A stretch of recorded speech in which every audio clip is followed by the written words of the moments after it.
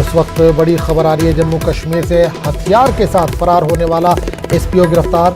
अल्ताफ हुसैन भट्ट नामी एसपीओ को गिरफ्तार कर लिया गया। काजीपुरा चाडोरा से ताल्लुक है अल्ताफ हुसैन भट्ट का।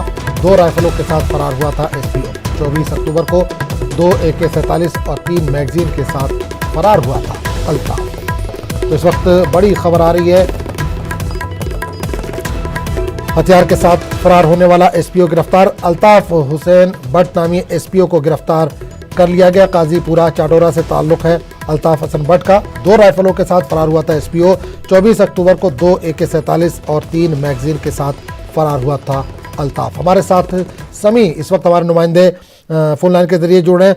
समी, एक बड़ी खबर आ रही है, हथियार के साथ जो एसपीओ फरार हुआ था, उसे गिरफ्तार कर लिया गया है।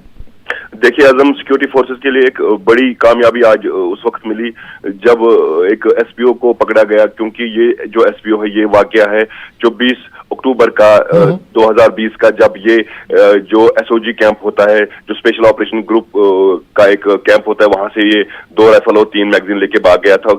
जो ये बंदा है, इसका ताल्लुक काजीपुरा चाडोरा से है और गुज़श्ता शब इसको सिक्योरिटी फोर्सेस ने पकड़ा है। और सिक्योरिटी फोर्सेस से हमने बात की, एक पुलिस ऑफिसर से, उनका यही कहना है कि एक स्पेसिफिक इनपुट मिला था इसका छुपे होने का एक इलाके में, तो वहां पे उसको कॉर्डन ऑफ उस इलाके को किया गया और वहां से उसको बिल्कुल। सभी एक चीज और जानना चाहेंगे, तकरीबन 2 महीने का वक्फा इस दौरान गुजरा है, तो इस दौरान वो कहां पर था, क्या कोई कार्रवाई भी अंजाम दी, इस ताल्लुक से कुछ जानकारी मिली है पुलिस की तरफ से?